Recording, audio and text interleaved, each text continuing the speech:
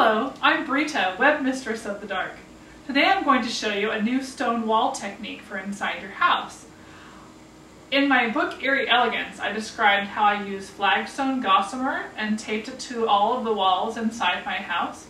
And I love that look. It looks like you're inside a castle, but it takes a lot of work and a lot of time to get, first of all, a whole wall length of flagstone gossamer hand stitched together or taped together on the wall, plus getting behind all of your artwork or around windows, behind curtains, windowsills.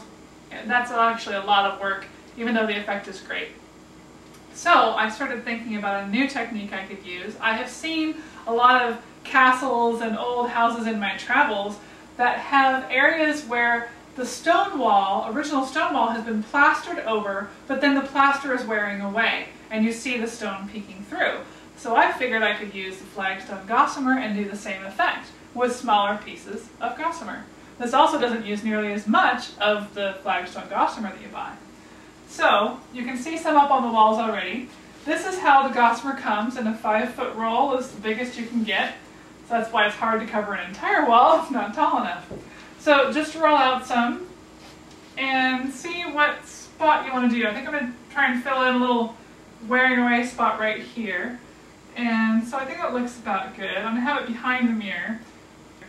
The tape I'm using, instead of the foam mounting tape I used originally for the flagstone gossamer walls, that only works for white walls because the tape is white and you can't see through it. It blocks it. So now that I have this nice color on my walls, I don't want the white showing through. I also don't want any risk of the paint coming off with the tape. This is removable poster tape, and it's clear, double-sided. You just rip off a piece like this. Go ahead and put it where you need to, behind. Peel off the backing. So see, you can barely even see the tape. Then go ahead and stick your gossamer over that. It sticks really great. And the best thing is, it's also nice and easy to peel off the wall, and it leaves no residue and does not peel off any of your paint. It's great stuff.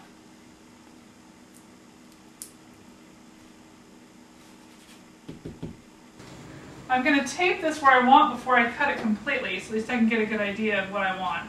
So I'm going to put a piece of tape on the wall, peel the covering back, so I can stick my gossamer to it. Sticks pretty good. And now I'm going to stick another one here. Make sure I've got it pretty straight. Pull off the covering. Stick it down. And now I think over here, where I want to stick it, about here, because I don't want to have it go all the way to the spot I already have. So I'll put it here. Take the covering off. Okay, so now that I got something stuck there, I'll be able to cut my chunk. So I'm thinking about like this. You wanted a random edge because you want it to look like plaster is just wearing away.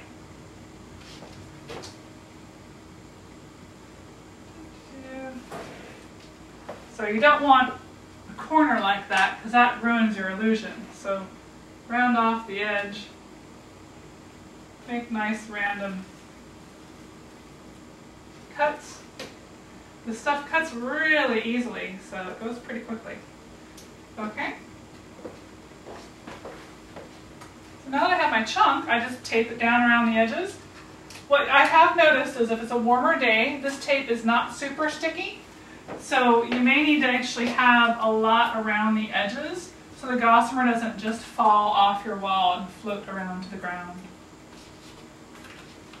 But just tape it down. I'm going to put this behind the mirror.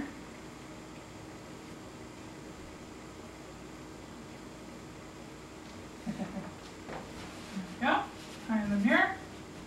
Adjust my tape.